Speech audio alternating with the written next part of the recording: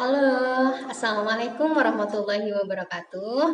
Nama saya Indah Rundani, NIM 240211105700 akan menjawab pertanyaan seputar digital storytelling untuk memenuhi tugas aksi nyata pada mata kuliah literasi dalam lintas mata pelajaran topik kelima. Pertanyaan pertama, 1. Pemahaman baru apa yang Anda dapatkan setelah mempelajari konsep reflektivitas?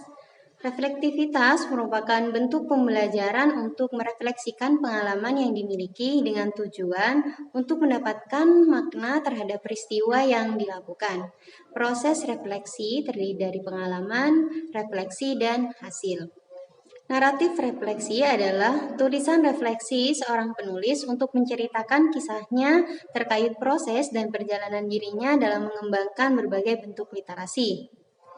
Perjalanan refleksi pribadi saya dimulai dari saat kecil ayah saya suka mengisi TTS atau teka-teki silang. Dari situlah kecintaan saya terhadap menulis. Hingga saat ini saya suka menulis apa yang ada di pikiran saya. Kemudian terkait dengan membaca, saya suka membaca fabel dari sejak dulu.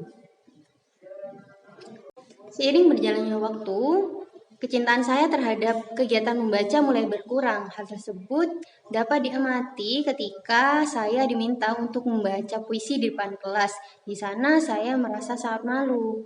Mengapa malu? Karena saya tidak memiliki kepercayaan diri dan juga tidak memiliki pengalaman bagaimana cara membaca puisi yang benar di depan kelas.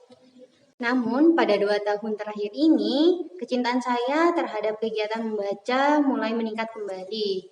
Hal tersebut dapat dibuktikan dari setiap harinya saya pasti sempatkan untuk membaca teks informasi. Contoh bacaan yang sering saya baca setiap harinya yakni Wattpad. Pertanyaan yang kedua, setelah membuat naratif literasi, apakah Anda benar-benar yakin bahwa literasi sangat berpengaruh dan bermanfaat dalam kehidupan Anda? Saya yakin bahwa literasi sangat berpengaruh dan bermanfaat dalam kehidupan saya. Adapun manfaat literasi dalam kehidupan, yang pertama dapat melatih konsentrasi dan fokus, karena kita tidak hanya diminta untuk menyimak informasi yang kita dapat, namun kita juga harus memahami informasi yang kita simak. Yang kedua, dapat mengembangkan kemampuan berpikir kritis terhadap informasi yang diperoleh.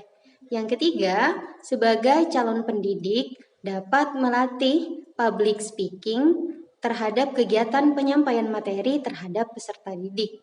Yang keempat, dapat mengasah kemampuan menulis dan merangkai kata-kata yang baik. Dan yang kelima, bersikap terbuka terhadap orang lain pada saat memberikan informasi.